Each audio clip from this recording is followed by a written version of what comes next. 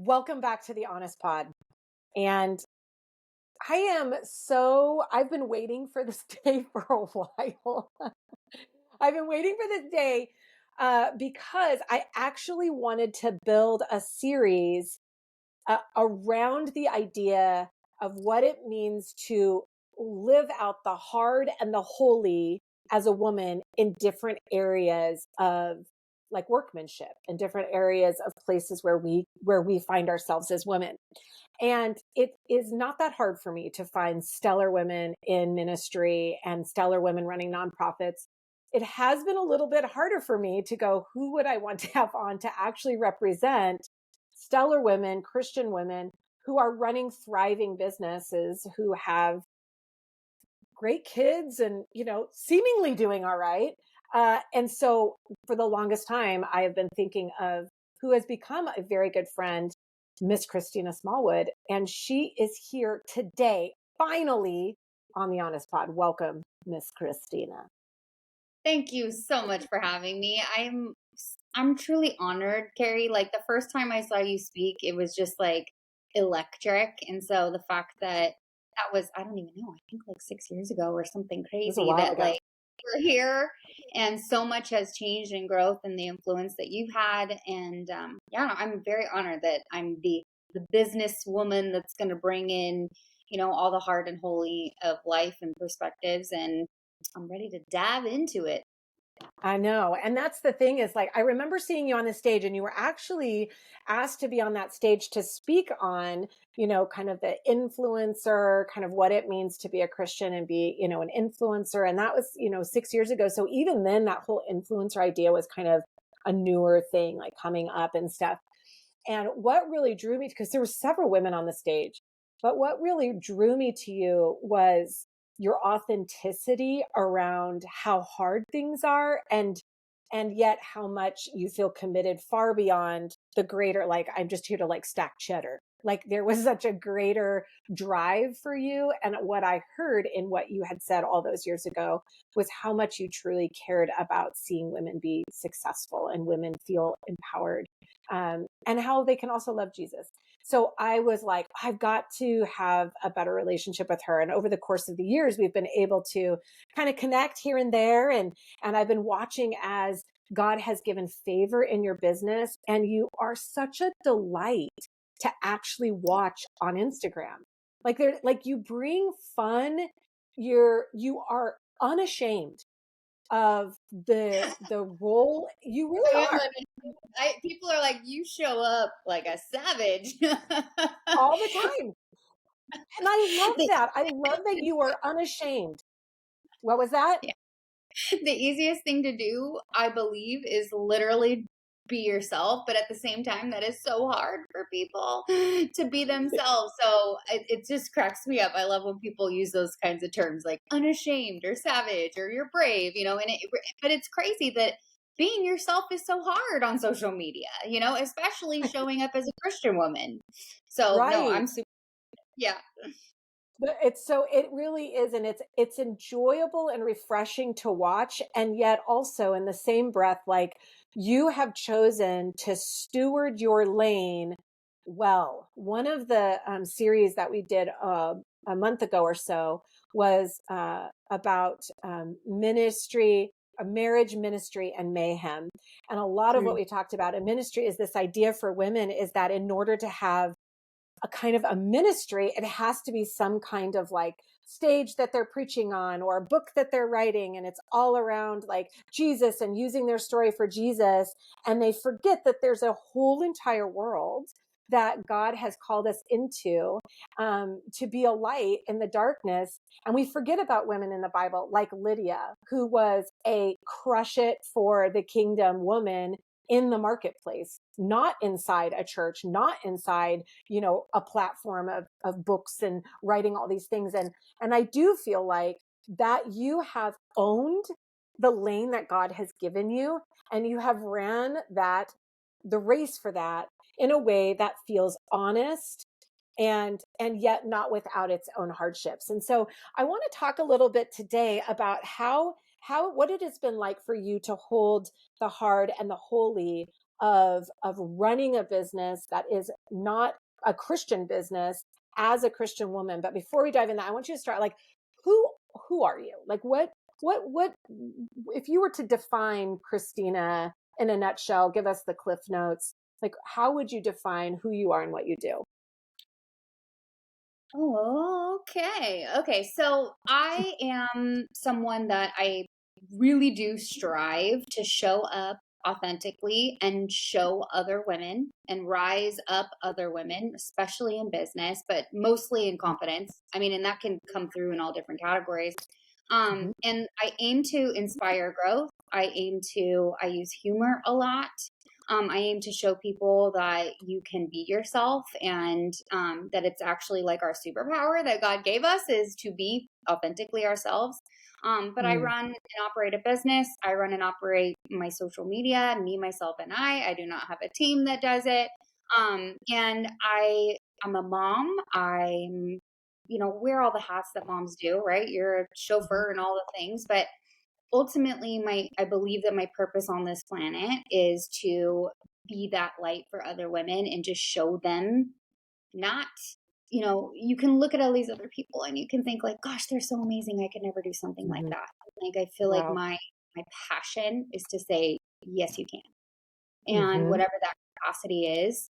um that really is my message. It's crazy. Like I was talking with someone yesterday, my publicist or whatever, I got one of those now, and she's like, what do you want to talk about? And I'm like, I just want to build confidence in other people. Like I don't have a book I'm selling, I don't have a podcast I do, I don't know what my mission really is, but I feel like that's my mm. purpose.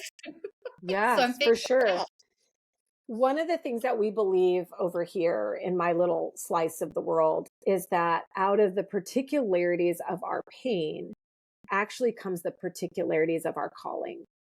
And I'm curious for you, what would you look back on your life and like whatever we are passionate about usually comes from the places of our shadow side or the places where we have actually been wounded and where we start to experience healing. We look at the earth and go, hell no, not on my watch. Do I want anyone to have to experience that in the way in which I did? And I'm curious for you, what do you think began to build such a passion to help women be confident in who they are?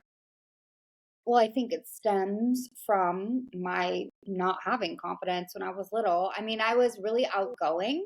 And I Hmm. think that that was mistook for false confidence all the time. Mm, But I think just that little girl that was looking just to be so accepted. And so it's yeah. crazy that as I got older, um, what ended up happening to my life was I became infertile. I had an infertility diagnosis, and then we went to, adopt, and then our daughter was born prematurely, and then she, suffered a brain injury, and then she was born with special needs, and I became an inclusion advocate, which was really how I started my social media. But ultimately, it's kind of all the same purpose, right? Just for people to feel like they can be themselves, find love, Mhm. find acceptance, and that authenticity piece is really just it. So Mm, talking about owning your stories and it really has connected so many dots for me. And just mhm. realizing, wow, like I'm actually speaking to that little girl in me every single day when I'm talking to, Mm, this platform of women. yeah. Did you grow up like believe like was Jesus always part of the picture and or was he not part of the picture or what was your kind of faith journey in regards to that? So I was named Christina. My parents were born again Christians or became born again Christians when I was in the womb. So I had, very, very new young Christian parents. Very Mm. legalistic. Like God bless them. They did the best they could. Sure. So if I made bad choices, it was basically because of the devil that was inside of me. So when Mm. you talk about your rebellious spirit and smoking candy cigarettes in fourth grade and Yes. all that, like that was me. I was the pastor's Right. kid that had the rebel spirit and just this like pushing of the boundaries. And so I was the black sheep of my family, and I don't want Mhm. my family to feel bad about that, but that's just what it was. I was labeled rebellious, which Mhm. to me meant I'm not loved the same. Yeah, I'm bad. So, I Mhm. mean, and anytime I rebelled, it really was just against my parents, but it seemed like it was against God, you know? And so Mhm. I did go down the drugs path, the alcohol path, the looking for love in all the wrong places path. And Sure. I think, I was very lucky to find my husband because I don't know where I would have ended up if it weren't for him. God just threw him in there to save me. But Same. I was down that path for sure. And it was rocky, it was lost, it was feeling unloved and unaccepted. Mhm. Yeah, powerful. And I mean, now we can start to see some of those pieces where that idea around being confident in who you are. And I just think about, because very similar to you, I just think about like, it wasn't that I was this bad kid. It was that I saw the things that seemed wrong and I wanted to speak against them, but that wasn't welcomed Mm, in the way that, like, I was like, this isn't the right. I mean, I'm like 7 and I'm like, this isn't the right way to do things. Like, I don't think this is the right way to do stuff. And that then caused tension for my parents who, this is my story, but for my parents who wanted to keep secrets and not talk about what was really going on and just kind of perform really well. And I was this kind of noisy gong of not everything is perfect in our home. Not everything looks right. Not everything is right in our home. And I think for many of us out there, when we have someone in our home that is doing drugs or rebelling or drinking or whatever, it is an indicator that something is not authentically happening in the home, that there is a breakdown in how we are experiencing connection and honesty. And, I would label that as a somewhat of a prophetic nature. So there, and I see this in you. There's this kind of like, I always say the prophet is kind of standing outside of the kingdom, ringing the bell, saying, hey, there's a better way. There's a better way. mm, Like they are the hope bringers. They're also the truth tellers. But as mm, per the scriptures, the truth tellers and the prophets of the world get killed and they get kicked out of the kingdom. mm, And so that creates kind of a shadow side of that prophet nature. And it's this idea, like you began to say and got a little teary eyed, that something's wrong with me. I'm a stranger. I'm almost like an alien. Why don't I fit in here? And yet I know they love me, but I don't know that. And and because that feels so overwhelming, it's easier just to numb all that chaotic feeling. And like, I'm so different. I'm the noisy gong. I'm the bull in the china shop, whatever. And I'm not confident. I feel deeply insecure. This is for me anyway. And yet I'm very extroverted. And I remember that little girl who wanted to light the world up, and then for a really long season, I just wanted to light it on fire. mm. There was just so much frustration and anger in me because what I was seeing and what my heart felt to be true was incongruent. Is this God? Because if this is God, I don't want anything to do with it. Does that resonate with you at all? I mean, dear God, I could have written that out. I mean, it's beautiful the way you word it. And I feel like one of my biggest like gripes in my house was I was constantly like, can we just be real? Can we just be Mm, real? Like I felt like I was like a broken record of that. And that was like such a perceived threat or something to, this young pastoral family. And so I completely get that. I think that there was a legalism that was in place. And I just was like feeling like you're right, ringing the bell outside, like there's got to be a better way. And I think I still kind of get into debates with my Christian friends and colleagues on the way mhm, I operate. They believe I should be saying certain things on my social media and that I should be standing mm, for certain things on my social media. And I'm like, that's great that you feel called to do that. But I feel mhm. very confident in how I am called to bring people in and be truly that fisher of men Right. on that I show up on my platform. Yes. It's so good. And I love what you said. Like, can we just be real? And when we start to look at those, like, those moments of you even so early on prophetically speaking, I mean, you were a threat. You were a threat to false kingdoms. Mm, So when there's falsity, prophets are very disruptive. We are. I Yeah. am, you are. We are disruptive to the status quo. We are disruptive to systems that create oppression. We are. And that is actually how God made us. And Mm. yet it is a difficult thing to hold when that prophetic nature has not been stewarded well, when it's actually been assaulted or it's been mocked or it's been, you feel abandoned or left because of that.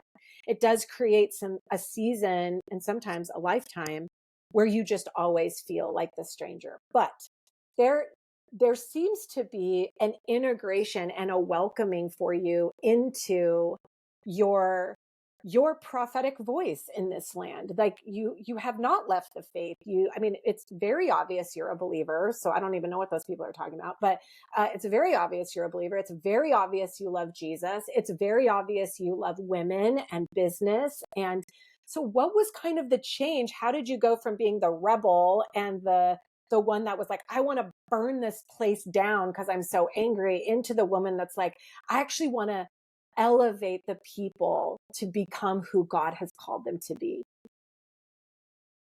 So I think it was a matter of changing my environment. I'm very much an empath. I am someone that's drawn to, problems. I was a hairstylist for many years, and Hmm. I love the women I worked with, but those environments can be toxic in the fact that they end up gossipy, they end up competitive, they end up literally like almost the opposite of the fruits of the spirit. In almost every Right. single salon I worked in, of course there's great people, but there's something about that environment that breeds that.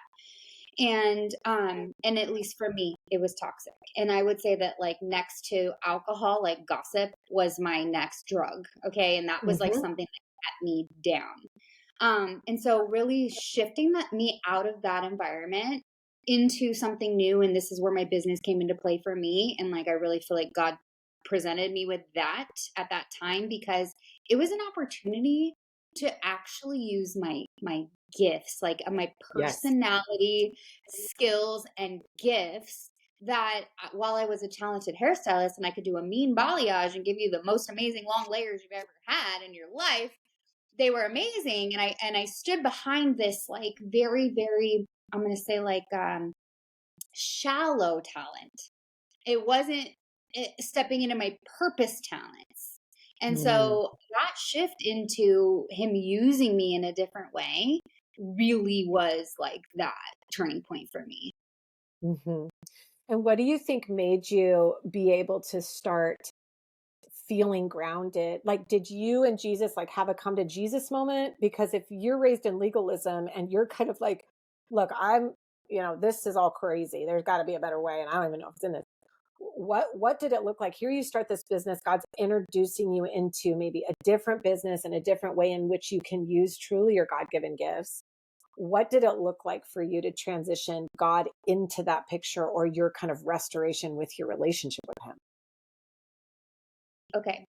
So I would say that I had a light relationship. We were seeing other people with God, right? Yeah. And we were seeing other people. But it was more like my fire insurance. Like I know I'll come around to being really close with him, but that kind of seems like it'll be boring. But like when I get older, Hmm. I'll be ready for it to be boring. And I knew I was going to cut out alcohol. I knew I needed to cut out gossip. I knew I needed to do all these things. And so as I put one foot in front of the other, I would pray for specific things. And I really had to, that come to Jesus moment for me was, it's kind of this like crazy story of, as they always are, with Hmm. me deciding that I was going to eliminate alcohol from my life and truly surrender something that was a daily habit and crutch for me, and that I was Mm. going to face all the things I didn't like about myself, because really that's what alcohol got me away from. Right. And I was going to allow Jesus to, I remember being in church, it's going to make me cry. I remember being in church and being like, I can't do this. Like all I wanted was it to be 4 o'clock and me to have my glass of wine. Like it's so ridiculous, but it's so big. And I Yes. remember there was whatever the worship song was, I'm blanking on it right now, but it was like, He is our strength. And I'm like, oh, okay, I get it. I get it. Like, he is going to help me do this. Like, oh my gosh, like, why Yeah. am I forgetting that that's a huge factor in this? Like, it's not just something Mm, we say. Like, okay. And so every night at 4 o'clock, when I would start that craving, I'd be like, Jesus, be my strength. And they say take it one day at a time. But whatever it is that's hindering anyone in their life, I would say, like, you just treat it as such. Like, you are not alone. Like, you do have his strength that can conquer anything in the world, and mm, out of this world. And ultimately that's what it was. And that was a little bit over 3 years ago. And I've seen a huge shift in my every every facet of my life since. mm. Wow. And that I love when God kind of gives you, hey, this is what I have for you, but you need to get your house in order. And Mm, house meaning your own self, mm, like, and it's not because I'm like, I'm condemning you. It's because I want to invite you into the goodness of who I created you to be. I want you to reclaim that little girl that was speaking up and saying, we need to be honest and real, was actually telling the truth. She was actually telling the truth. And for years, she was really being lied to that she needed to play numb, dumb, far, small, shallow, when really God was like, look, I have this thing for you that is going to help bring women into who they were called to be. But without your house being in order, you will never taste the fullness of that. And it just feels like it was so heavy conviction on you, and you had a choice to make. Am mm. I going to listen and obey, or am I going to keep numbing the little girl that wants to tell the truth? And I had tried to do it 2 other times. Like, Mm, I really tried to do it 2 other times. So I knew it was God's voice. Like, I was completely resisting it and getting worse and worse, And, yeah. I think that what came along with that piece of it was just the humility that Yeah. comes with, coming face to face with things that you hate about yourself or that you are Yeah. not proud of, and then Yeah. saying, we can change this. Like, we can shift Mhm. this. We can grow this. We can eliminate these weaknesses. Mhm. And honestly, through my business and how I work with people, like, that is my ministry, is diving into that, because I get to deal a lot with everyone's fears. And so Mhm. it's like, if you can help someone overcome one fear, you can almost unlock this belief in themselves. And that's my favorite thing of what I do. Like, favorite. That's so amazing. So let's dive into that a little bit. So, this was a big component. And the reason, I mean, I know that this is your story, but I wanted so many women that are listening to this, and even men, that God can show you what he has for you, but he actually loves you more than your output. He actually loves you so much that he's like, look, I can want to give you these things, but I care Mhm, more about your soul and your heart than I do what you're going to do for me, or mhm, how what the output is. And so with that being the trajectory, you stepped into, you work for Monate, which is an MLM. You have crushed it on moving up. And I have watched the trajectory of that. And I will say it's not coincidence around, you had a growing platform, but there was a lot around, with your daughter, and that platform was kind of growing, but not necessarily the Monate part of that, for you on the influencer side or whatever. But yeah, over the course of the past 3 and 4 years, your business has had favor on it. It has had favor on it. And 100%. that don't, I mean, some of it's you, like you're killing it. And the other part is like, I just really think God has given you favor with people. So tell me a little bit about of what it's been like to grow a very successful business. Tell me some of the hard and holy aspects on a macro level, and then I'll kind of get into some micro questions. But just even what were some of the things you had to overcome to kind of step into, okay, I'm not drinking anymore, but now I have this thing in front of me. And how am I going to grow it, and how am I going to steward it well? What was some of that like for you? So in the MLM industry, there's all these things that people that come into play, and these weaknesses, right? It's going to prey on all of our insecurities. And when you help other people be successful, a lot of people are not prepared for success. And it's kind Mm, of crazy because it's almost the same as people are more prepared for failure than they are for success and other Wow, things. that's a word. We deal with egos, we deal with new levels of, just different scenarios that most people are not equipped to even think about. Mm, And so leading leaders is something that, as an insecure people pleaser, you just can't hide. You can't hide in leadership. So I had to deal mm, with that. And I chose Christian mentors. A lot of the company offered Christian mentors in general. So that was actually amazing. And I do feel like God completely favored my I don't know, following whatever his plan was for me.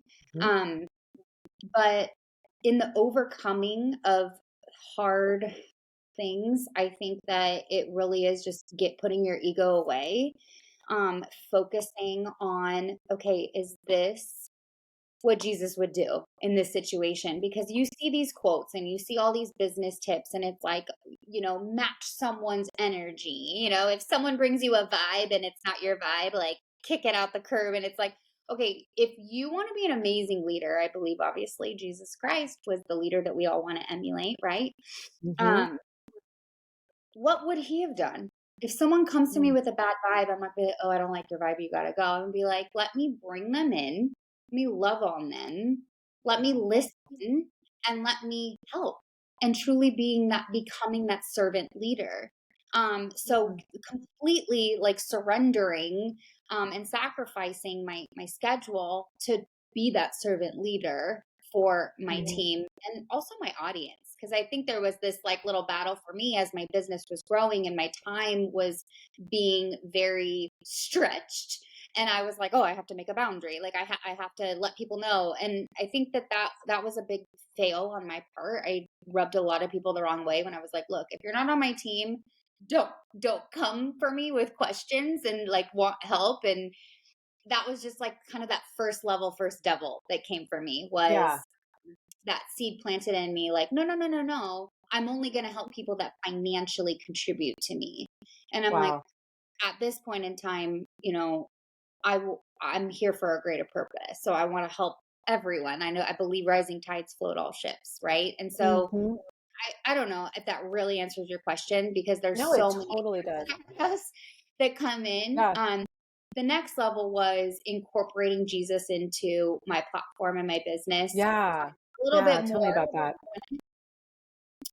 because I just was like, I want to give God the glory. So many people stand up and give themselves the glory, and they could do all these business trainings, and like at the end of the day, I am here because God wants me here, and He's brought me all the business partners that I have, and brought them all their business partners that they have, and laying your hand over your computer or your phone or whatever before you do something and saying, God, like, I don't need abundance. I just need you to bring me the right people today. And that shift in Mm, how I pray over my business really shifted everything. Um, and also brought a whole new level of haters and negativity thrown at me and things designed to stumble me in what I'm doing. And I'm at the point now where I feel like the more opposition I get from something, the more that means that that's what I should be doing. how do you handle that? How do you handle people coming at, I mean, you have quite a bit of followers, so people, I think the more followers you have, the more reach you have, the more people feel the freedom to say whatever they wanna say. Uh, so without any accountability from face to face, like, you would never say that to someone's face. Like, how do you navigate that? Well, I had a scenario a little over a year ago. I was like pretty heavily online bullied. And it was someone I knew and I like had her Wow. cell phone on my phone. And Wow. it just started this brigade of like, every like send me dirt on Christina Smallwood, like literally. Mm, And thank God I had already done the program. I had already apologized to everybody I needed to. Like I didn't know why I was doing that at that time, but obviously God knew what, the future had in store for me. And so there wasn't much dirt to present that was going to get blasted all over. But I had the opportunity to sit down with her face to face, and I requested this call. And I just told her, as much as you were smearing me this morning, yesterday, the day before, like I love you and God loves mm, you. mm, And I don't know, I never felt hatred because to me, someone that's gonna do this, like, they need love, they need grace, they need God's Mm. goodness, and she was a believer, or so she said, and so it's Mhm. like, how do you defend yourself to someone that says they have God on their side? And I think in a society, a lot of Christian women struggle with this because they're like, "Well, I'm praying Yeah, about it. I know what God's doing in my life," and everyone's like, "Well, right. I know what God's doing in my life," and it's like this power of like who God favors more, and it's like, let's cut that. Yeah, Like gross. grace is like the ultimate way of showing love, I believe, in this world today where everybody's offended about everything. Mhm. Yeah, for So sure. that's what I do with it. And I honestly don't look. I do not look. And all of my people close with me or that know me really well, that have my cell phone number or I talk to on a regular basis, know like don't send it to me. I know if I see it, it's gonna affect me differently, and I really Mhm. believe that I don't look, and that's okay if it's going on. It's none of my business. Wow. It's I hear you saying as you're talking, I hear the strength. And then as you're also talking, I hear, and yet, guys, I'm human. And Mm, the things that people say, it is hurtful. It is hurtful. There is a human being on the other side. And the beauty is that you're going, okay, with grace, I can love you. I wonder for you, do you have, as a woman who is pretty high up in the company, like one of the highest persons in this company, do you have a circle, a small circle of women that just have your back? Or is it just like you and your husband? Or is it the people in your church? Like, what does that look like where you have people that can hold you, speak truth into your life, even, when you're wrong, but also hold your heart when the arrows are coming? I have my husband who's like just been so amazing with everything and dealing with my success and then me becoming the breadwinner and all this stuff. Like he's just absolutely incredible. I paid for therapy for quite a while I was kind Mhm. of learning to be assertive and have a Yeah. backbone and use discernment, right? Because who really loves me? And I have been fortunate. I do have a small circle of people I know say good things about me when I'm not in the room, that defend me when I'm not in the room, Mhm. and that pray for me and that tell me the truth. I think that's, Mhm. going back to that little girl that was like, just be real. If someone's telling me everything I want to hear, they probably are not my real friend. Wow. Wow. My Good. favorite people on this planet call me out all the time. Well, you don't really mean Mhm. that. Like I love it. Mhm. I love it so much. So Mm. that accountability piece I think is truly super huge for growth. Yeah. And so let's speak to a little bit. I'm curious about, what you just said. Here you are doing really well, and you become the breadwinner. And your life has radically changed over the course of 4 years and how much you guys are making and, what that means for your husband. Tell me a little bit about the dynamics of that. If, only share what you feel like sharing, but the dynamics between what has that looked like between you and your husband as you guys are not playing quote unquote traditional roles or whatever. What has that looked like and how have you guys navigated that? So I think there was maybe a few months of like this kind of like, oh, we used to argue a certain way before Mhm. I stepped into this level of income. We used to argue Mhm. a certain way. And I don't know if it really was the income or just my skills that really helped because it's all like I made all these changes and then 2 months later, I believe God started blessing my business as I riddled my life of alcohol, went to therapy, like I literally Mhm. broke myself down to build up. So Come that on. that piece of me did come first. This like I'm going to learn how to use my voice, I'm going to learn how to have boundaries, I'm going to learn how to love people unconditionally, like I'm going to learn all these things. Then the success came. So I don't know if which one it was, but Sure. nonetheless, our arguments started to change. And instead of me succumbing all the time or like just completely being like, you're right, I was wrong, like, laying down and being like, okay, okay, white flag, like, let's go. Um, I started standing my ground a little bit more and not in like I wear the pants now like Right. thing, but just like almost more like we were on this level of equal. I did that for a short time. Um, I didn't love it, to be honest. I love having the man of my house be the Mhm. head of the house. Mhm. I am not the financial guru of the house. I bring in a lot, but he puts everything where it needs to go. If it Mhm. was me in charge, it would not be a great situation. Same. So I he's always continued working. I love what he does. I still treat it as though, we are not I'm not the breadwinner. I don't know. Mhm. Like, I didn't let it go to my head, I guess. I don't know. I Mhm. really respect that familial style of the Mhm. man is the head of the household. We respect him as such. Mhm. And he never got threatened or insecure about it, though. And then a year later, after just watching my life, I believe, just get enriched and blessed, he decided he was going to give up alcohol too. And I feel like a good influence on him when before I was not a good influence on him. And so Mhm. it was just really cool. We grew together a lot in a lot of these shifts, but I mean, if you came to our house, like, I mean, you just would never know. Like, you would never know that I was a breadwinner. I do say it for these purposes because I think that it's important for people to know. Um, Mhm. but I don't know. I mean, our dynamic hasn't shifted that much.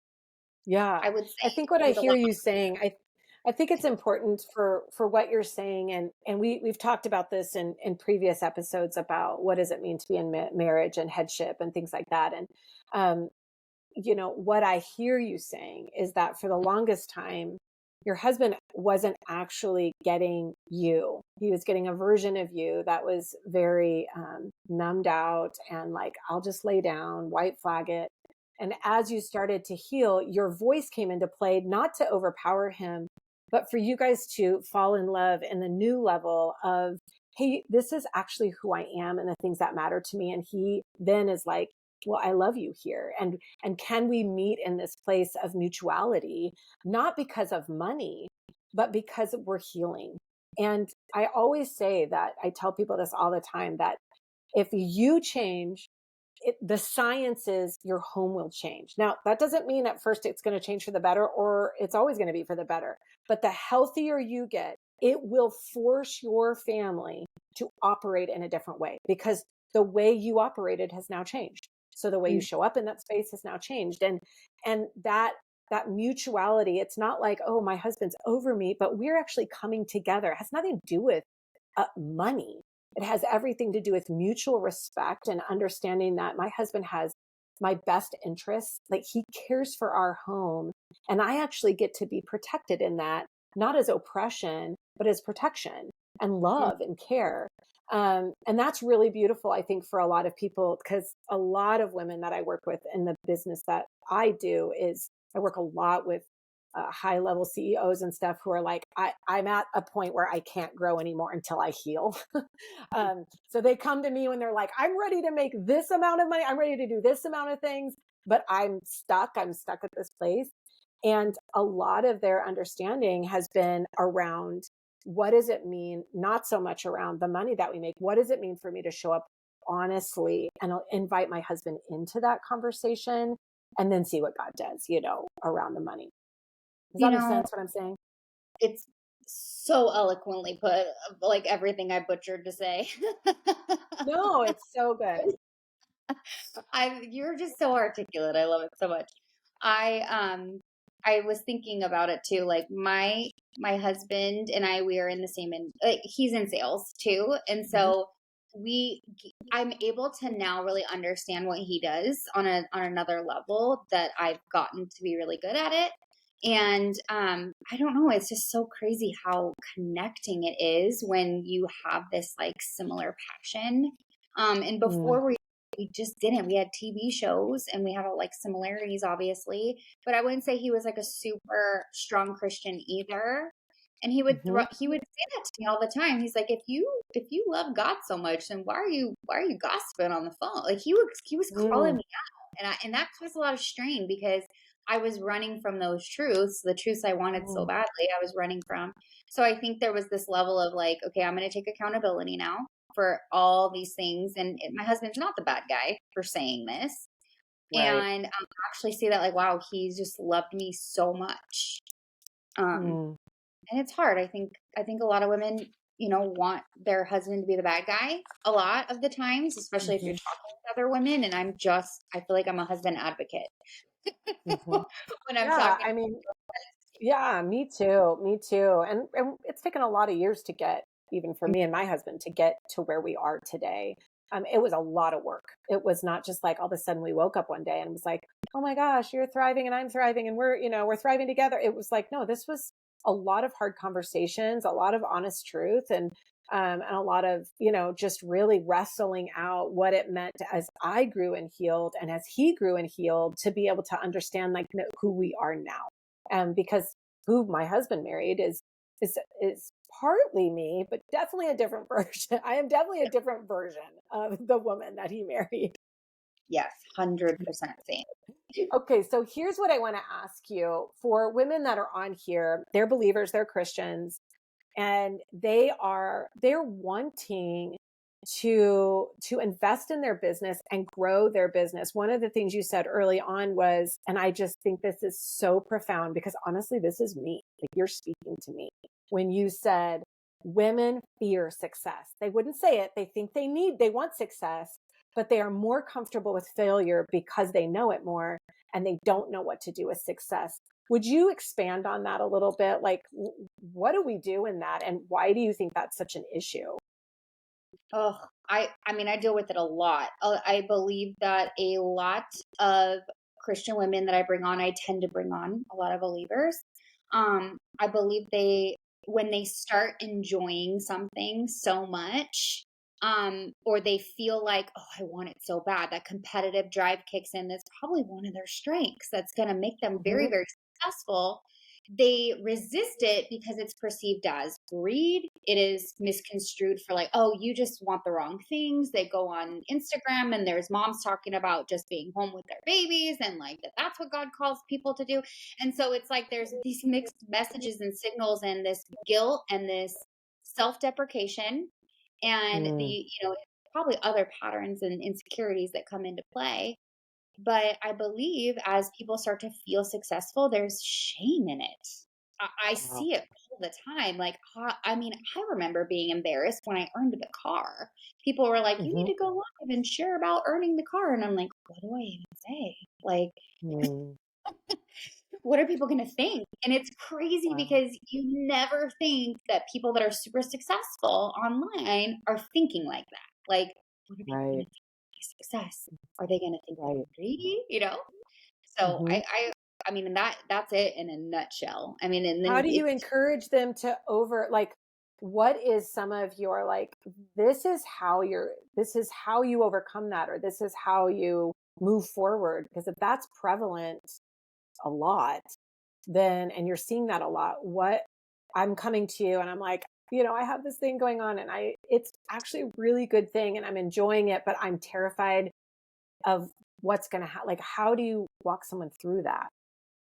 well, I think it's really important to point out that because you've done it, that means other people can do it. So now you are Mm. kind of taking them out of feeling like they did all these things and saying, hey, look, there's other people that can do this too. And so by you sharing your story, you are going to help inspire other people to want Mm. to do it and believe that they can do it. And so instead of seeing so much shame in their success, we help them see the grace in their story and Wow. say that. And honestly, I think that this industry in particular, it's a lot of people want to take the credit, or like, I see people post stuff where they're like, self-made and all that. And it's like me and one of my business partners, we talk about this all the time. Like, this isn't like in this industry, it's not self-made. It's literally Mm. like you have to be able to give credit where credit is due. And a lot of people struggle with that because they're like, well, then are they going to feel like I owe them something? I mean, there's all these different things that come into the equation. So crediting your team, crediting your Mm. customers, crediting these people that brought you there. I mean, you don't see an Etsy shop start and people say, oh, I did this all on my own. They say, thank you to my customers. Thank you for doing Mm, this. Thank you to, whoever inspired me. And so just give gratitude out all over mhm. the place. And no one's going to be like, oh, she's so selfish. Look at her crediting all these people, And so, Right. I mean, it's that fear of looking selfish. That's so good. Like that you didn't, and this is really the heart of Jesus. Like I was just reading the other day about, and because I've been like struggling with just a little bit envy, a little bit of comparison, it's creeping in, and I'm like, ugh. And I was reading, God brought me to the scripture where it talked about this vineyard and where this guy started working at 5 o'clock in the morning, and he's working all day, and then Jesus starts, the landowner starts inviting new people to work throughout the day, and then there's a guy that comes in at 5 o'clock and he starts working. Well, when they go get paid at the end of the day, the guy that started at 5 o'clock gets the same amount of money as the guy that started at 5 o'clock in the morning. Mm. And he's like pissed. And I'm reading the story and I'm like, honestly, I am too. Like, if I work that hard, I should get more. Like, I want more money, or I want more credit or whatever it is. And I love Jesus's line there where he looks at him and says, all of this is mine. Are you jealous of my generosity to whoever I want to give it to? And that's Mm. when he literally says, the first shall be last and the last shall be first. Like that's where that scripture is coming from, that out of that story. And I just felt so convicted in the sense of like, I'm so worried about oftentimes what other people are doing, or just seeing like, look at, I've been preparing this field and you guys came in and were able to prepare with me. Why don't we rejoice together instead of being so hung up on who did what and when and where and whatever, because it's actually robbing me of the joy of actually the work that I get to do. And that is what I see in you. And maybe it's not all the time, but it does seem like you actually like what you do. And that you actually, I mean, I don't think it's about shampoo that you're like, I am on this planet to sell shampoo. I think, from what I've gathered, that there is joy in exactly what you just said. I am watching women provide for their family. I am being a part of a community. I am giving confidence by sharing my story with them, and they get to start walking in further abundance and gratitude and joy. And I love that you're just painting the picture of, guys, if you want to be an overcomer and overcome these places, where are you sharing the glory? That's Ooh. powerful. It's so good. I think that like the little rebellious girl in me, right? Like I was someone that looked at the lunch tables, and if there was someone sitting by themselves, I would go and sit with them and talk with them. And it was almost like I kind Mm, of was always attracted to whatever everybody didn't love, right? Or whatever everybody mm, didn't like. And I think it's kind of funny that I ended up in direct sales in an industry that has all these crazy, like generational curses of, these chains upon it, that there's such right. a stigma. And I'm like, okay, God, you want me to go into this industry that's the Mhm. the lonely kid at the lunch table, and Wow. really pour some life and love into it, and hopefully, help change people's opinions of it. Wow. I love that. And there's just so much in that of, if you were to take the time, for those that are listening, and really think about the places where you kind of got lit up as a kid, where you got excited and you offered that as a gift to, how could I take that little girl before she was, kicked out of the kingdom, or before she was orphaned, or before, love died, those things. And I were to take that little girl with the gifting that she had and the eyes that she saw, and begin to apply that kind of strength to who I am today, the moxie and audacity of a little girl to go to a table and say, I'm going to sit with this one. Like, what would happen in your business? And what would God do with a heart that was devoted to Him, in the sense of saying, God, I am not going to live in scarcity, but I'm going to grow whatever you put in my hands. And if it grows to a few people, and that's what you've called me to do, okay, but I will not stop because of fear. I will steward what's in my hands. And as it comes, I will steward it with humility and sacrifice and community. And that is this like so beautiful. All right. Last thing before we kind of wrap up, because this was so, so good. You work with women all the time. And what would you say for the woman that is starting out and she really is like, I have a business idea. I'm ready. I've got the pieces in place. I want to kind of press go. What would you say and encourage them as they're kind of listening to this? Pray about it, obviously. And that's where that's brought you to wanting to press go. Ask yourself what your Hmm. motives behind it are. I Hmm. think that like understanding why we want something so bad and write out as many reasons as you can and then dig Mm. deeper.